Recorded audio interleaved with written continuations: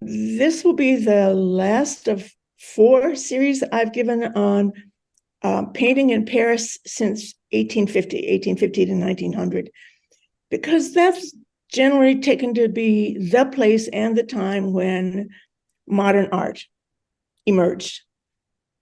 And only a few of the very famous artists from that period did a pick out for this series, and it went along in a roughly chronological order. Now, these are men primarily whose careers overlap. There are artists who talked about in the first series who are still working when I'm talking the ones we do now.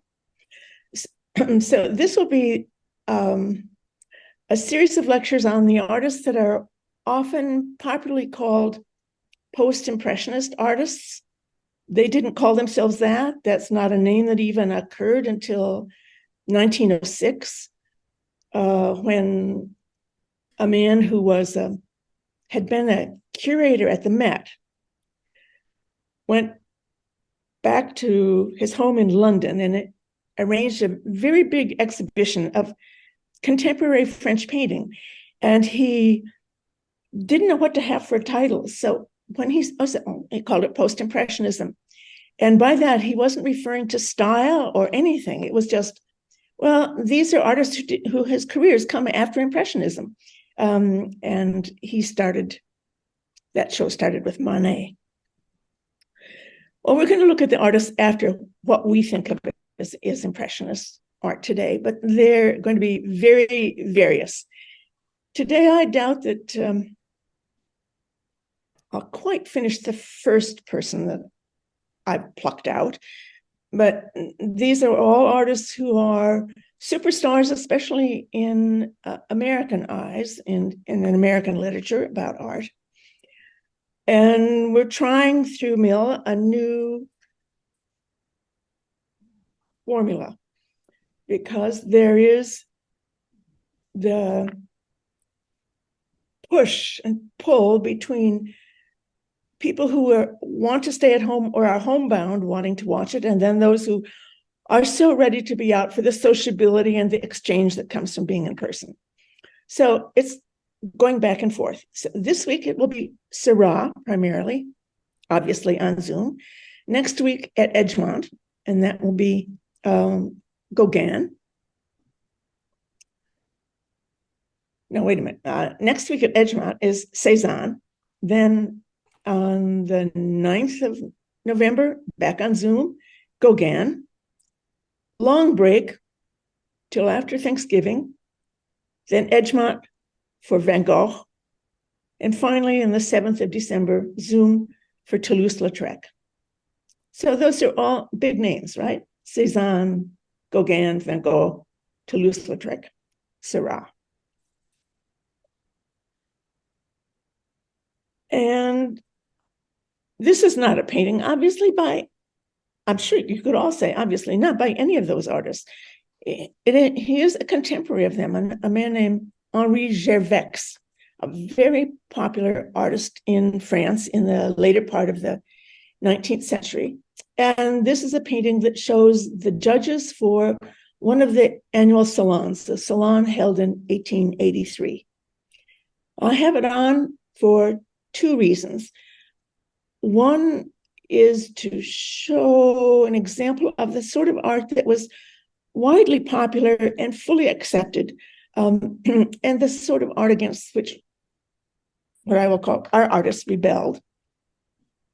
And also to explain just why there was that rebellion and why there was this ferment in France. Even Americans, Mary Cassatt being one of them, went to France to study art because France provided state-sponsored supreme art education through the École des Beaux-Arts. And it had a very regimented and thoroughgoing art education where you first learn to draw. You draw from casts, then you draw from live models. Only after you can draw proficiently can you begin to paint. All the time you're going to the Louvre to study from works there. Then you continue at the École des Beaux-Arts, but you also work with some master outside the école, where there might be live models, and you sometimes contribute for the pay of the models, and you have more days where you can do more practice. Your teachers are all people who succeeded in the École des Beaux-Arts. And they succeeded, and still even in the middle of the 19th century, in a system that prioritized realist art above all. I mean, why else would you be doing plaster casts? And art of the past, because you're looking at plaster casts of things of the past, especially Greek and Roman sculpture. And then for paintings, you'd go over to the Louvre. So it held up a framework of the art of the past is the best, and we can emulate it. And art that is very realistic, where painting, well, what we consider realism, whereas in this work by Gervais, it looks like you can walk into a room, you can identify the people, you can touch their coats, the coloring, the lighting, as if you were there. The big lie, of course, is that it's a flat surface with paint on it. But so that was the goal. And there was an underlying attitude also, which was finish, perfection. You do not see the brushworks. Truly, you just seem to walk into the painting. And it is very carefully planned. It prioritizes calculation, rationality, thinking of it in sexist terms as they tended to, those were the masculine qualities. Color was more feminine, more spontaneous. It didn't have the rigor, which also they found in Renaissance art. So that was the training. And then artists who had that training, others hapless artists, could from time to time also every year compete to have their work exhibited in an annual salon, again, state-sponsored. And one of the, until at least the mid-century, almost the only way many artists could ever reach a public that might appreciate their work and might buy it. And if these are artists who wanted it as a career and were dependent on an income, of course they needed that.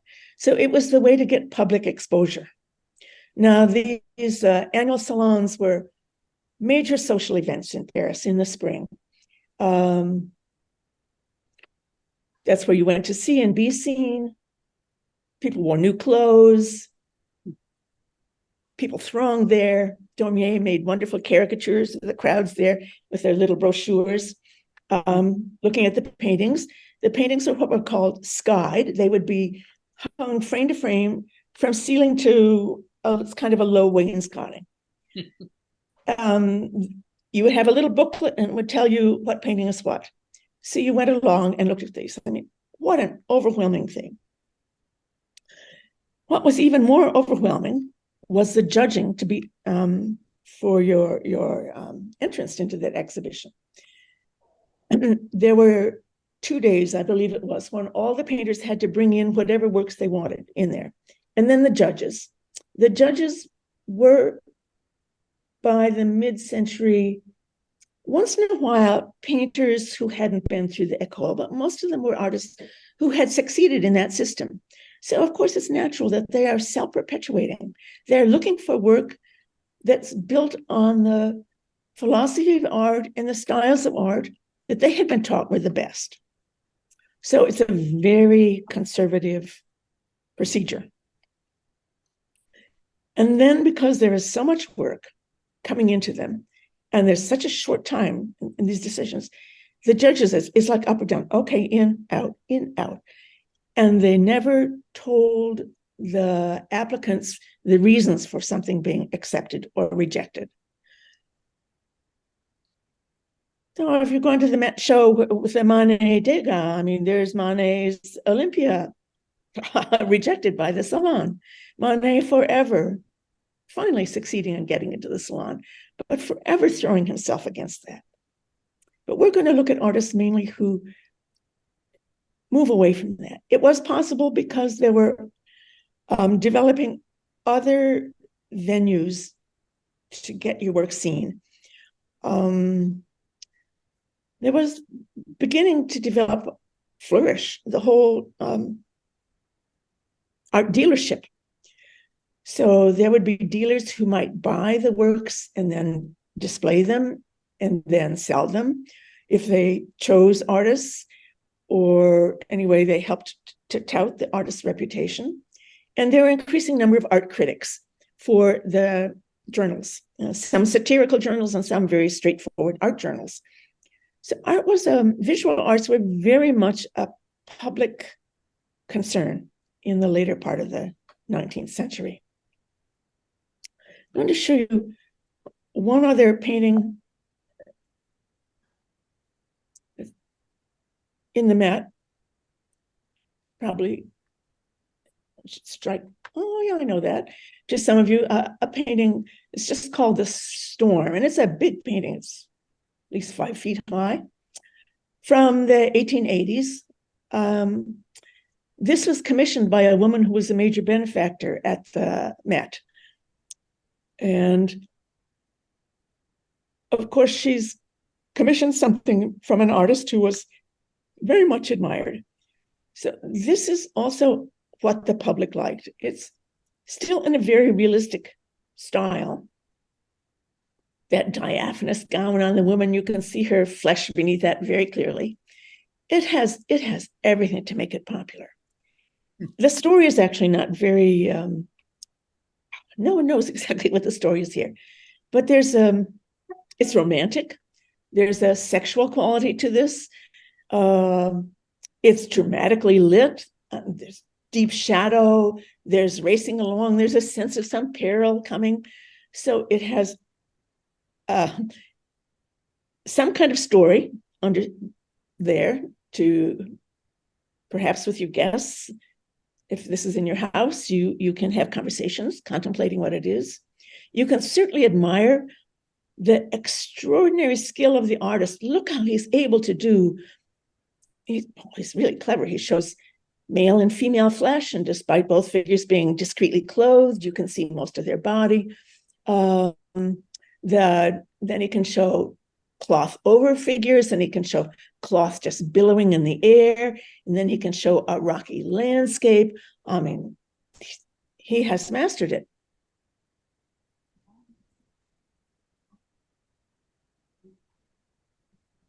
A public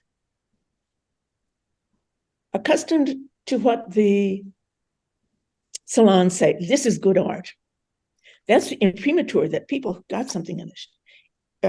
Had work shown in the salon. They said, all of a sudden they could sell because it's, well, I'm an artist. I show in the salon. It's, oh, you're good. Okay. So what are people going to do when they see something like this? This is, of course, Monet's Impressions Sunrise from 1872. And this is not one that he tried to even get into the salon. But this has everything that, what are you going to do with this? This just color, that's just paint on the surface. What is there that you can recognize? Well, you can sort of, if you are agile, you could see that these lines of blue up here, okay, those might be cranes, and this, oh no, that's just like a scribble. No, well, no, maybe that represents smoke. So it's a harbor scene. Well, I guess that has to be people here. And what's this? Just blobs of orange paint? Well, that's just sunlight glancing off the water. But it's not carefully done. It looks flat. It doesn't show a skill in drawing. It's a front to everything that the École taught. And Monet and his friends, who then we now call Impressionists, had left the École because they were interested in something different. They were especially calling responding to the call, which some artists and certainly writers were making from the middle of the century, which is we need to show the art of now. Why are we looking at themes of the mythic or classical or historical or religious past? Our world now is something that is worthy of looking at in art. So it's a new kind of subject. And then these are artists who are saying, I'm going to show it the way I see it. And I'm not seeing it fixed and frozen in a studio, but changing under different conditions of light and at different times of day. And I am not going to spend months in preparation. I'm going to work quickly, responding authentically to what I see right in front of me. Well, where are they going to get to their work shown? The whole reason we have the name Impressionism is that they joined a group of young artists. So there'd be Renoir, Monet, an artist named Pissarro, well, Bert Morisot, a group of other artists. They decided that they would arrange their own separate exhibition space. They formed a sort of a collective, and they signed a kind of a charter. And they said, we will stage our own exhibitions and we will publicize them, and we'll be open for many hours so people can come and see them. And although it was to be open for everybody, they sort of argued about this artist is allowed to come or this one is not. And these are small paintings. They're generally, you know the scale of these, like 2 to 3 feet maximum, say, in width. So they're small, modest. They would fit in your house if you bought them. One of the first critics who came to see this saw this painting, said in a derisive review, said, yeah, these paintings are just impressions, which means unfinished. But that was the first Impressionist exhibition, and that was 1872.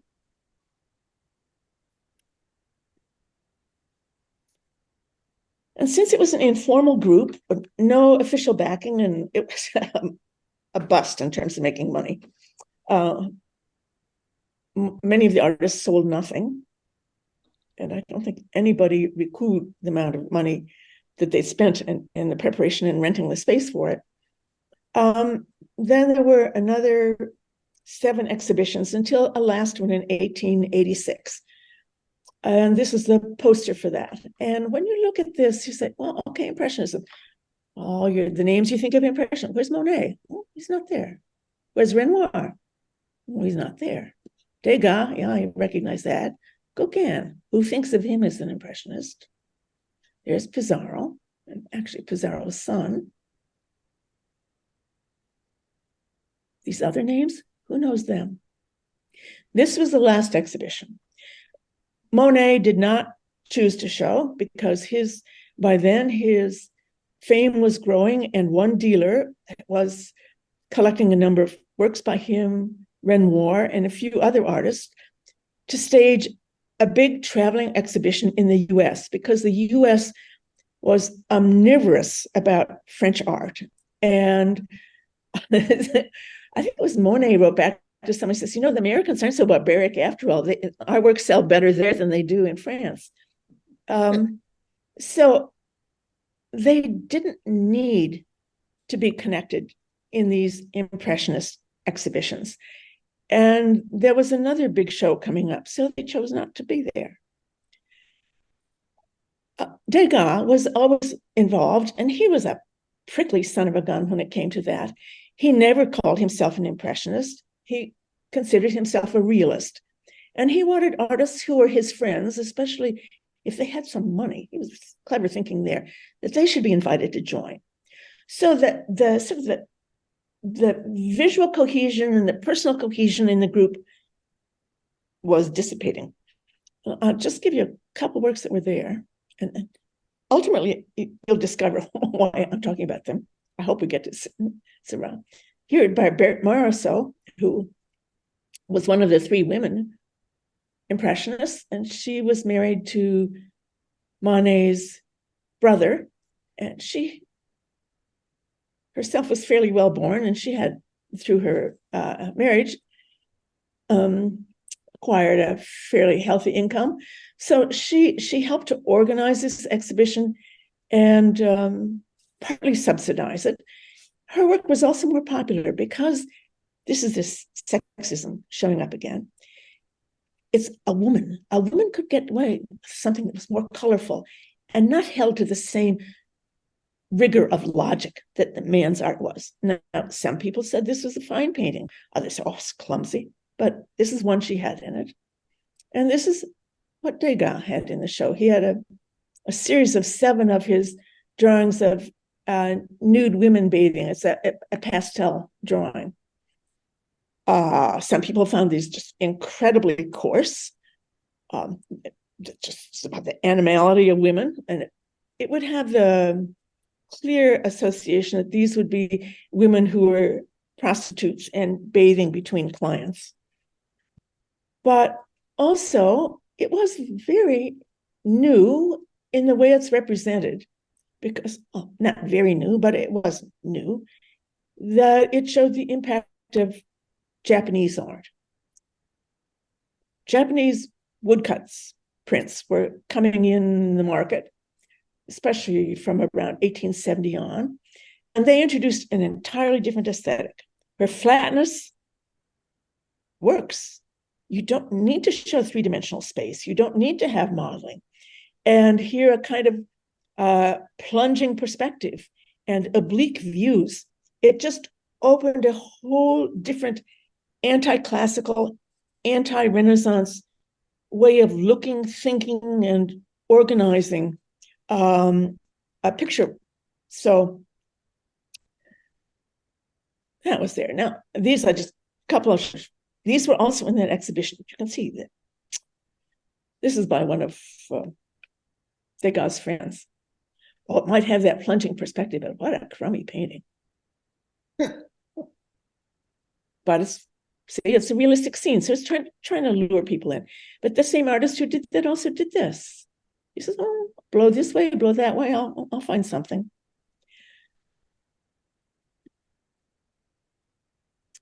So in the last show, there was some scrambling to get people to join and trying to withstand the bullying from Degas.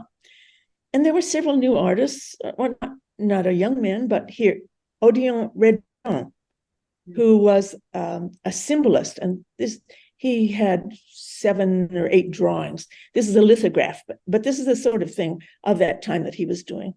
See, that's also moving outside the mainstream. Or this one. Or what's going to affect us is not this photograph, but the very powerful, very valuable art personality and influence of this man, Camille Pissarro. The Impressionists called him Papa Pissarro because he was older than the rest, and he was incredibly kind. He took Gauguin out and Cézanne, both of them helped them learn how to paint. He embraced the new, even he was a generation older than some of them, but he was very just a good man. And he's the only man who showed in all the Impressionist shows because he was a very staunch anarchist. He was very anti-organization, anti-government, pro-worker. This is the work he had done in the previous Impressionist exhibition.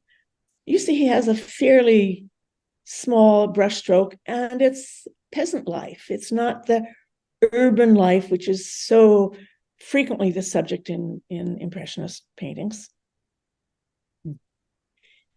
And then in the last show, he did this one. I wish I had a better image to show you, but I don't. It's the painting is now in a museum in Japan. And it's by Pissarro, and it's called The Apple Pickers. The reason I'm apologizing for it is that I think you can not really see the way it's painted. because the way he paints is very different. He, in the previous year, made the acquaintance of Georges Seurat. Seurat is almost a full generation younger than him. And of the artists that will look in that series, he's next to the youngest. And only Van Gogh lived a shorter lifespan. This man died when he was in his early in his 31st year.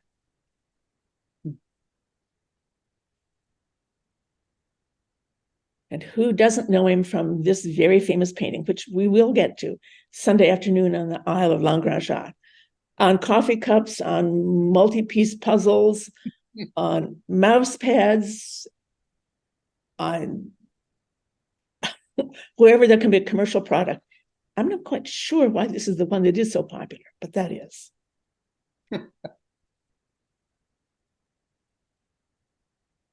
So I'll leave this on the work by Seurat that probably is less familiar to people who aren't much familiar with art, his drawings. Seurat came from a good middle-class Parisian family. His father was a bailiff in the court. I mean, he had a semi-legal job. He, unlike Pissarro's father, Monet's father, Seurat's father was perfectly happy with his son becoming an artist, and he provided for him to go to the École des Beaux-Arts. So Seurat had that traditional education. But Seurat, I think he's a fascinating artist. He will work for some way to do something completely new and scientific, because science is the mode of the day. And yet to preserve the values and what he learned from the école, from the salon. So he went through that education, and early on, what we have in some great number are his drawings. Remember, in the École des Beaux-Arts, it was drawing that you learned first. But he worked these drawings. A friend of his said, no painter ever made finer drawings than Seurat. He works with what's called Conte crayon. It's well, at that time it was always black, and it's charcoal, and it's mixed with clay. It's kind of greasy, and it came in sticks, so it didn't have a fine point on it. If you want an edge, you'd use the edge of the rectangle, but it would largely cover areas. So he's making drawings, a drawing like this, you can see almost no line, but what a master of light and dark. It's a portrait of a friend with whom he first set up a studio, an artist named Armand Jean. And so he just brings his face forward out of the darkness, just that one slash of light. And it is a little bit based on some Renaissance portraiture, but he's so captured the personality, the delicacy, and the intent look of his Armand Jean when he's at work, just absorbed in it. Only thing that looks as if Seurat is willing to break with that absolute fidelity to nature that École taught is when you look at this hand. I don't think you could say it's that he doesn't know how to draw a hand, but he's somewhat stylized it and made that somewhat more geometric. Here's one. These are all about 1881, 1882. And you can see they use very pebbly paper to catch the color. And this is one of his mother doing embroidery. I should say this one. He had this one accepted in the annual salon. And it was even mentioned in the press as being a very good drawing. This one was rejected. See? No word why.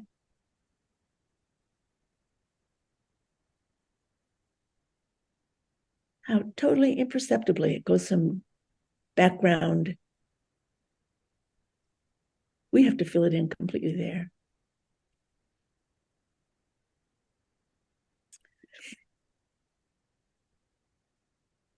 And he did many drawings throughout his career. So this is just the Place de Concorde in Paris at night, out in the country, trees, workers in the field. Because remember, one of the reasons that Pizarro was interested in him was that this was the man interested. No, maybe I didn't say that. He's very interested in the working class.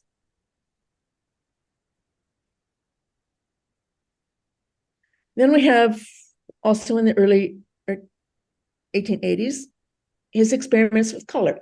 And these are in an unusual format. They're just little wood panels, maybe a lot of them are about 9 by 16 inches. So he could go outside, you could do this inside too, but you didn't need an easel. You could just prop it in your panel on your palm and then paint very quickly. So these were inexpensive paintings. This is one of a reaper.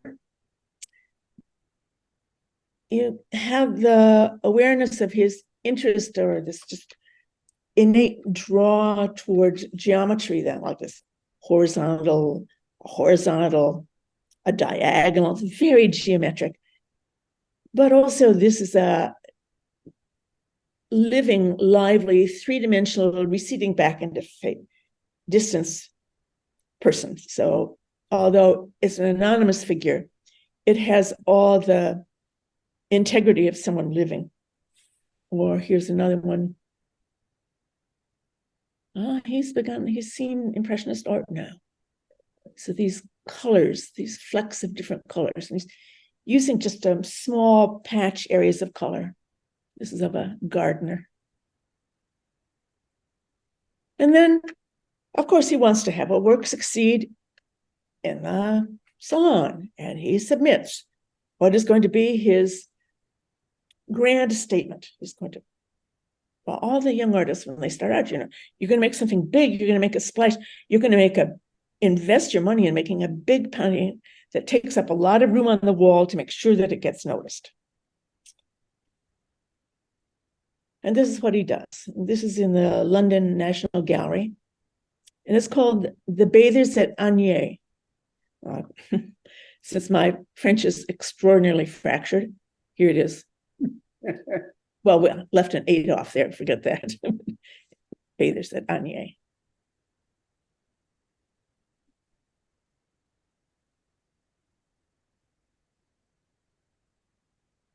Now, this fits with the philosophy of the Impressionists in that it shows an absolutely contemporary scene.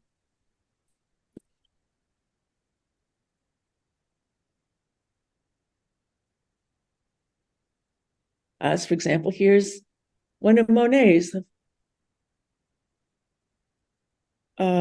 just a little bit different area along the Seine at Argenteuil, where there's not too much industry here, but there's a tugboat, sailboats, a washboat, people out enjoying themselves, wonderful scudding skies, and you can know the sun is long over there. Must be late afternoon here. It's just capturing the moment. And although the Impressionists often talk the game of they paint only what they see right in front of them right then, and that also accounts for the technique, this quick dabbing paints. Generally, when looked at in a museum's lab, they do discover that there's retouching and repainting. So these artists would take works that they had done in situ back to their studios and touch them up here and there. That one, or here's one by Renoir. The skiff, it's actually from the same area where this is the area right of Agnières, right where Seurat will paint, of two young ladies.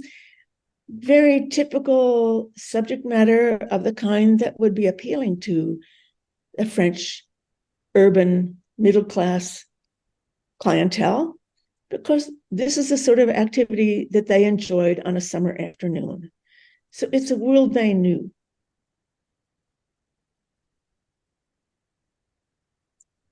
This is why another impressionist, though actually a man who helped support the Impressionists, a man named Caillebotte, and he himself loved sculling. So these are scenes of enjoyment of the sun, of the warm air, of being on the water and moving along. And then how did the working class handle it? Here's the photograph to show you. They went down there too. This is, I believe, from just right around Agnier. And that's the class of people that Seurat chooses to show.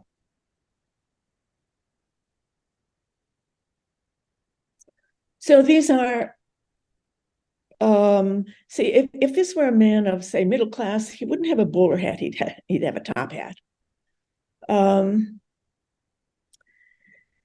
This sandy stretch here, this is the area where they would haul up the boats and put them down, or this is where you went to wash your horses. So they lead them down into the water here. And you can see industry in the background, factories, there's Clichy back in here. So these are the new factories. So it's a very industrial, very working class setting. So this sets it apart, even though it's modern, and it's a scene of out of door. And most of all, this could never have been painted outside. If this is a painting that's it's about 6.5 by 10 feet. This is something all done in the studio.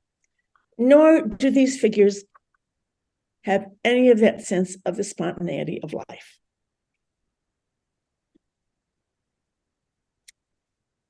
This is where his adherence to the principles and philosophies of École des Beaux-Arts. It is a rational, planned composition. It is not something I saw as I set up my easel and these are the people who were walking by.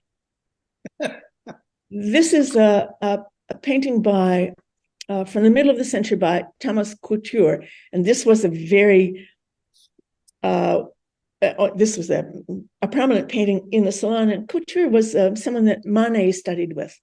But look how this just proclaims order, logic. The subject is we don't even need to get into now, but it's valuing the classical antiquity, central focus. Not only is she in the center, but she's the brightest, lightest. So you have central focus, almost complete and almost absolute bilateral symmetry. For one figure turning back, you have one figure leaning forward. And many of these are, in fact, figures from, even the ones who are as if they were alive, are taken from classical sculpture.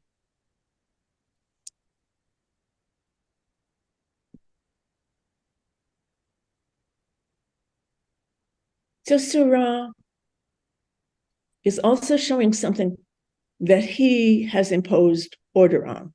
But now it is not order of classical symmetry, and it is not, well, it's actually, this is a sort of thing interesting to look at. It has to be the order that pleases him. Now, he will, some of we'll see with this Island of La Grande Shot. One thing that's very obvious, you have these figures in strict profile, and then profile, marching across the picture on a diagonal. A person from the three-quarter back profile. So these are not poses of people who are moving.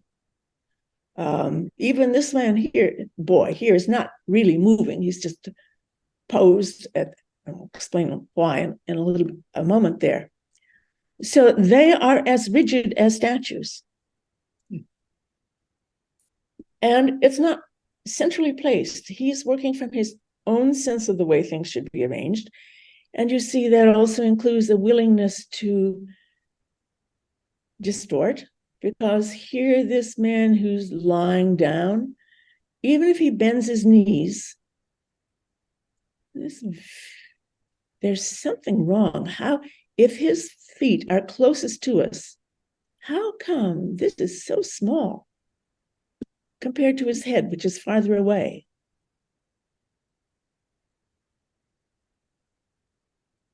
And although this might be a younger boy than this teenager maybe here, there's not a great physical distance between them. So he's quite small for that position. So Seurat is just arranging these on the surface in the way he wants. And no matter how curved a back is, isn't this a wonderful geometric arch? And look how often. For the head, for the hat, for the hat, for the back. For this hat, which somehow stands up perfectly. So again, you get that circular form. So it brings in the classical principles.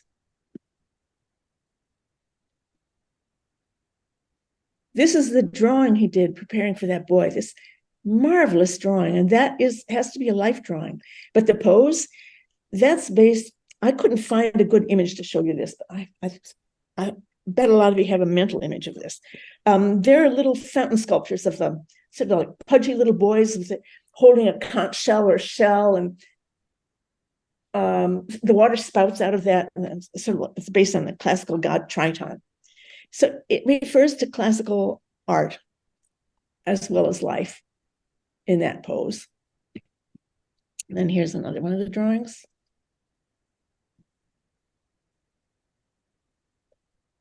And in these contact crayon drawings, of course, that encourages the extreme simplification, which he needn't preserve in the painting, but he does also follow that same principle.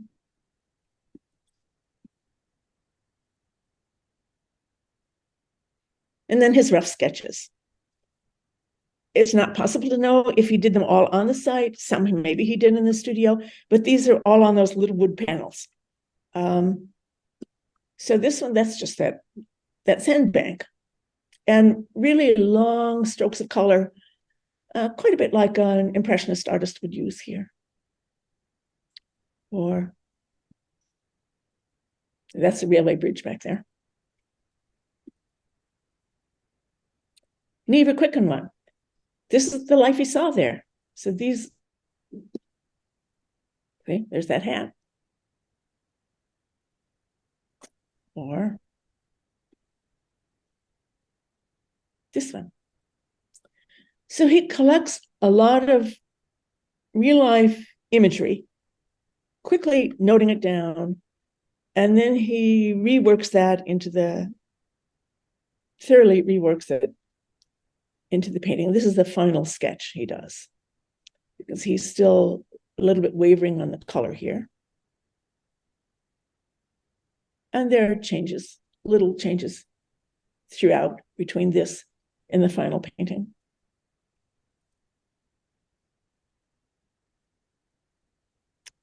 I think I have one, yes. This one, a really close up of the surface of the grass. This does not yet show the technique for which he's now famous to us, but you see he is using all these small strokes of color, and he's beginning to observe something probably visually, and then also that he knows from his reading, because he was a really assiduous reader of treatises and tracts on painting and on color.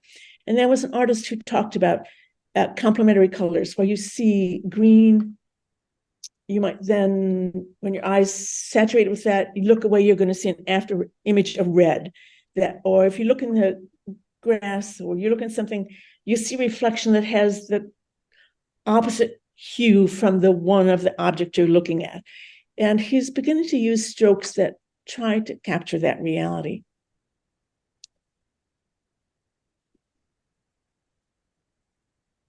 Well, look at one last time.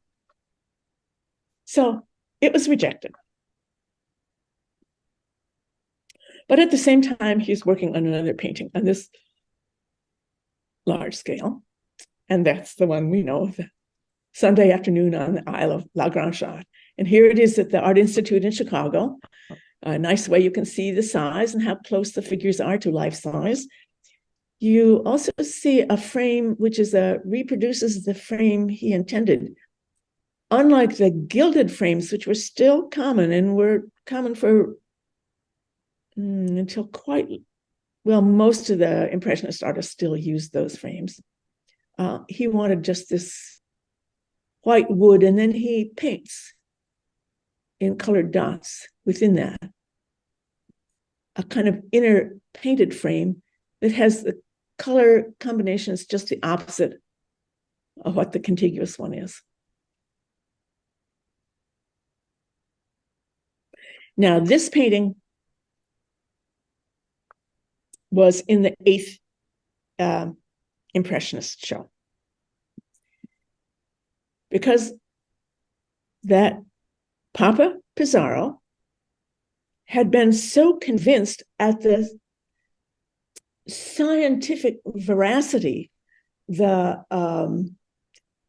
what he was doing, that is based on science, that Seurat shifted to the same technique, and he insisted that Seurat, what did I say? Oh, yeah, Pizarro shifted that Seurat and other artists who worked with Seurat, named Signac, that their works be included in the last Impressionist show. There was a lot of uproar of the other artists not wanting that to be included, but it was. And it was the talking piece of the show. Well, let me leave this out a little bit more. So this 8th Impressionist exhibition was upstairs from a pretty popular restaurant. And so people would go up from the restaurant and they'd go see the paintings. Seurat's paintings and Redon's paintings and Pizarro's paintings were all put in a narrow hallway. That was a small space. I mean, there weren't very many artists, but there wasn't really much room for them anyway.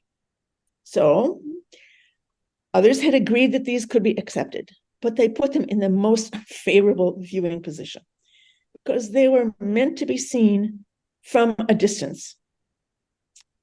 And you couldn't. And the painting became a laughingstock of people, among them other artists.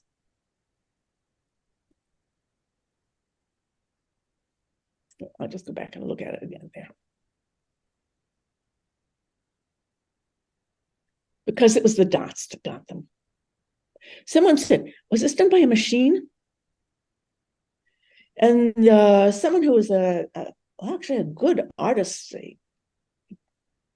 an art dealer, would go down to the restaurant and see whoever of his friends he could get. And he said, oh, you got to come upstairs. You have to go see this. You can't believe this bizarre painting, just like mocking this. There were one or two critics who saw value in this. And one of them who did made a very good criticism. I mean, he looked at them with great sympathy and with great care. And he says, but I can't tell the work of one of these artists working in this new style from another, because their technique, their brushwork is just identical to one another.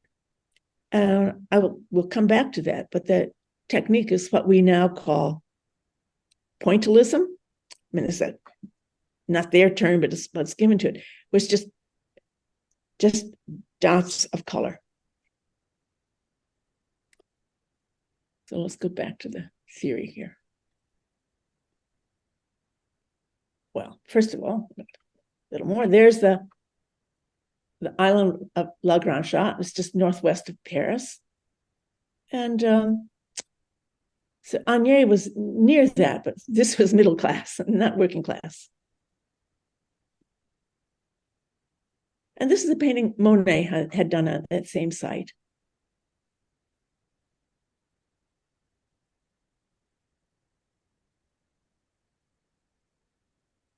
And then for the kind of people and the kind of entertainment, well, here's Renoir's Luncheon of the Boating Party from the early 1880s, which I hope you've seen. in the Phillips collection in Washington, D.C. with the spots of color, shifting colors filtered through the trees, through the bushes, through the lights, and all the spontaneity of just a good life being led.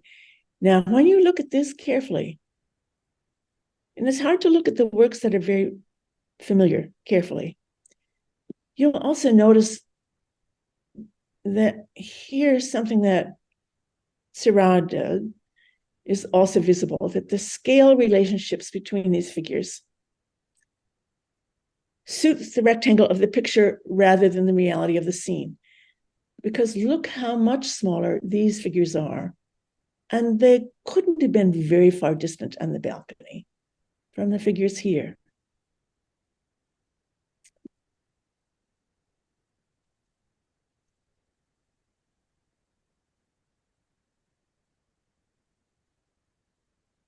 So for a detail from that, look at this technique. Now, what Seurat wanted to call it, and everyone said, oh, it's a good thing what he wanted as a name did not list, chromoluminarism. It's based on this two kinds of scholarly literature that he was interested in. One is about the effects of one color on another, on colors that are next to one another, and it affects light too. Say that, and you can observe this. I'm now looking at a piece of white paper. If I'm really observing it carefully, and as the table's kind of dark, right along the edge, the very edge of the white paper looks whiter than the rest of the sheet. And right there, the table is darker. Colors intensify their contrast when placed adjacently. Now that's based on the work of an artist, one scientist. And then also that colors affect the nature of the colors next to them. That actually had been brought in because I said, oh, the blacks in this tapestry factory, the blacks don't look black. I said, well, it's because of the colors next to them are making them look purple. Our eye perceives the colors differently depending on the adjacent colors. It's called the law of simultaneous contrasts. And then there was an American who was interested in this too, who discovered if you make a color wheel and say you have purple in the middle, you've mixed the paints and you've got a purple. If you put the red and the blue around the periphery of the disc where you paint this, just separate red, blue, and you twirl it, the purple that's formed around the edges, as your eye can't see the differences, is a more vivid, more light-filled, more alive color than the purple at the center. So it says, colors should be mixed in the eye, not on the canvas, if you want the colors to really show.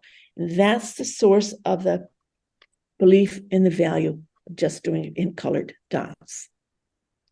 So Seurat is operating using both of those principles when he paints.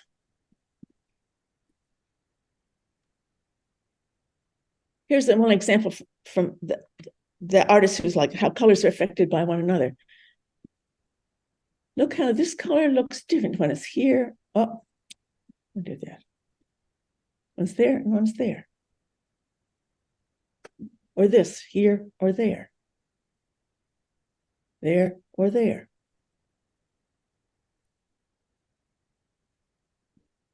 And how the red stands out, looks different there, dark.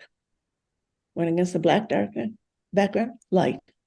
So it's just those perceptual studies. And I brought this in just because, the modern version of doing the same thing was actually playing on what Seurat did, Liechtenstein, with these Ben-Day dots. I mean, four-color printing is based on these same perceptions.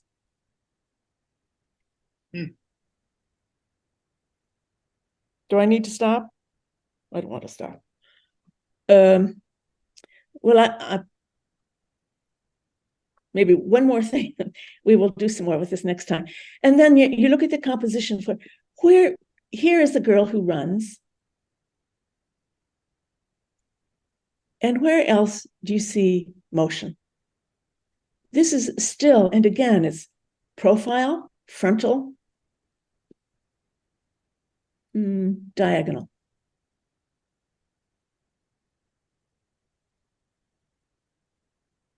Look at the size relationships. This fellow to this one.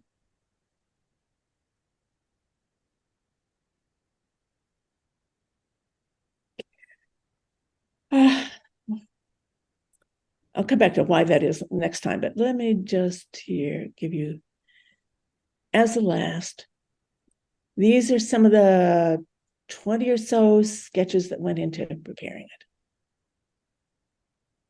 it. Hello, Edie.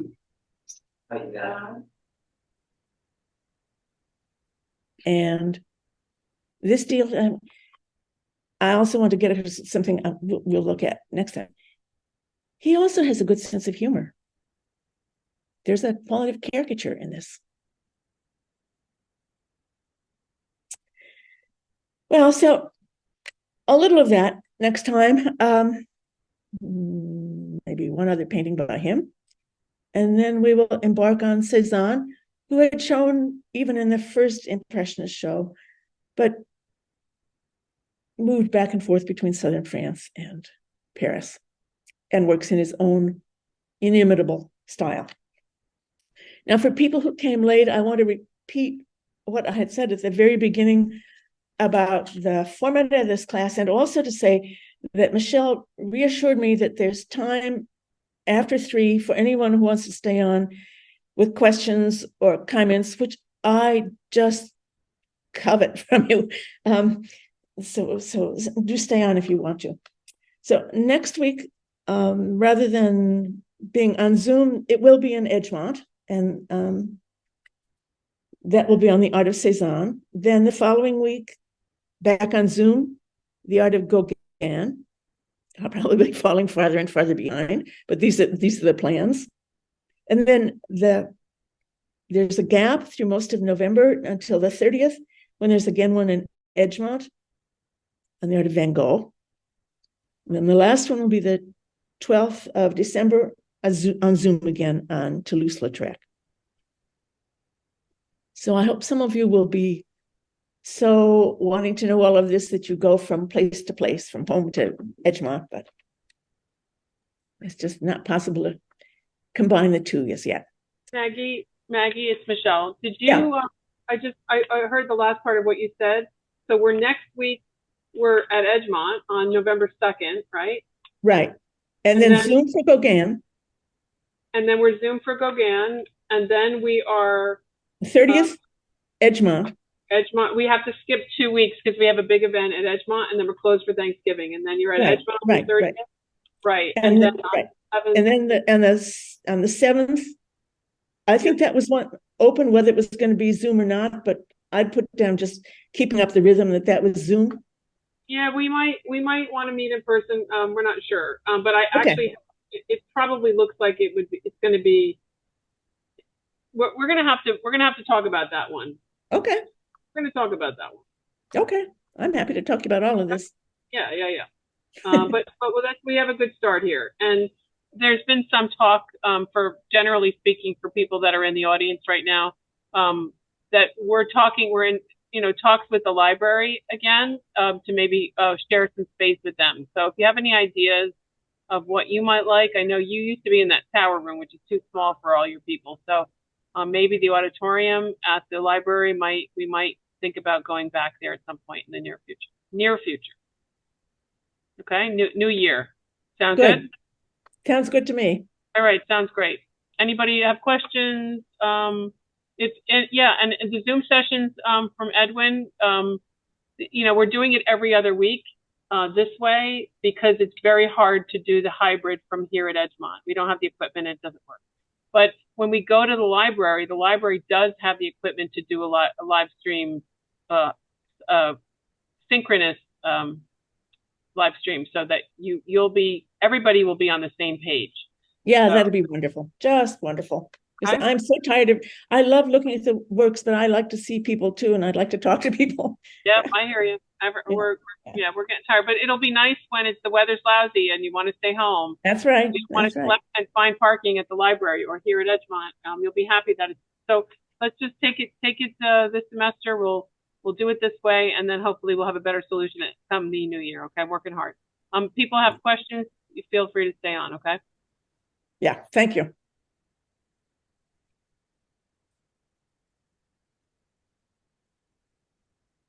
Are there any questions? Maggie, Yes. David Klein. It's Hi, a David. it's a pleasure to see you. Yes. And I don't want to put you on the spot, but I remember being impressed with your background, being a PhD professor, Yeah. as a docent. Yeah. And now hearing you, you are marvelous.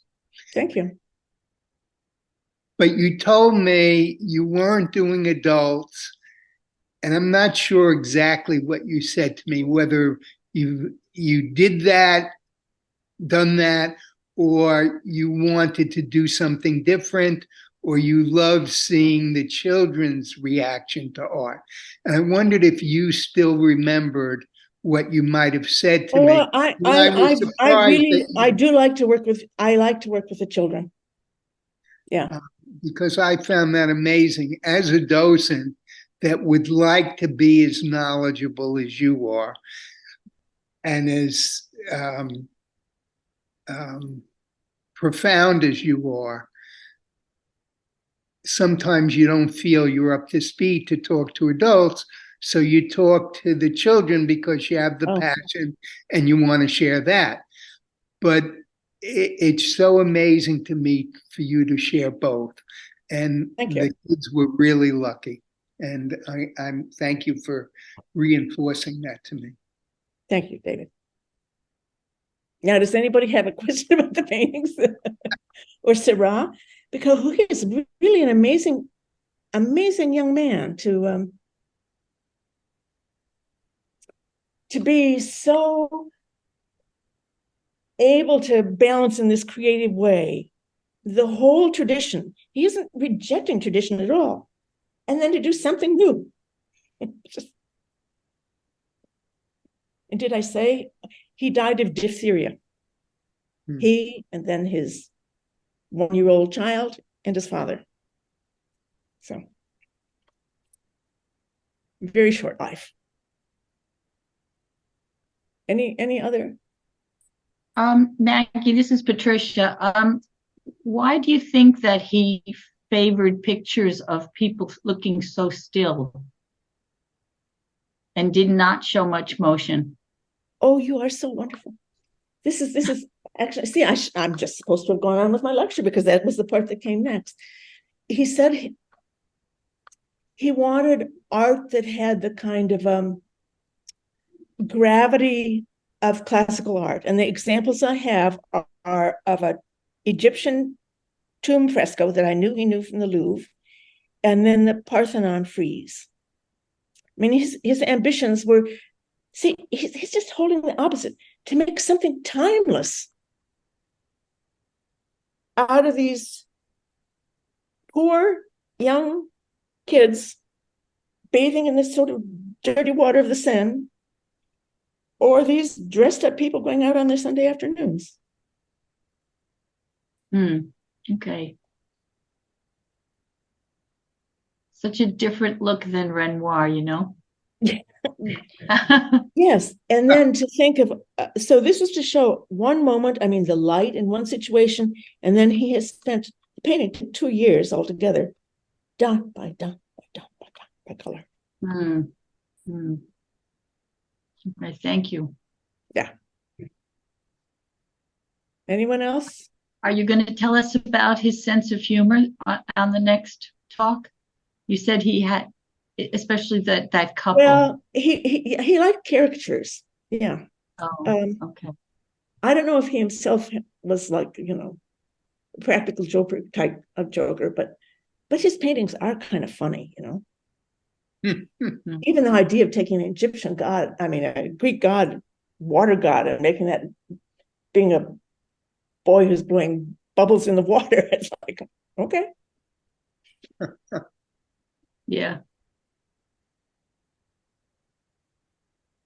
I That haven't it? seen that picture myself. So but it's in our own country. So now that's no excuse. Yeah. All right. Well, I look forward to seeing you in person next week. Okay. No more questions anywhere. All right. Goodbye. Goodbye, everybody then.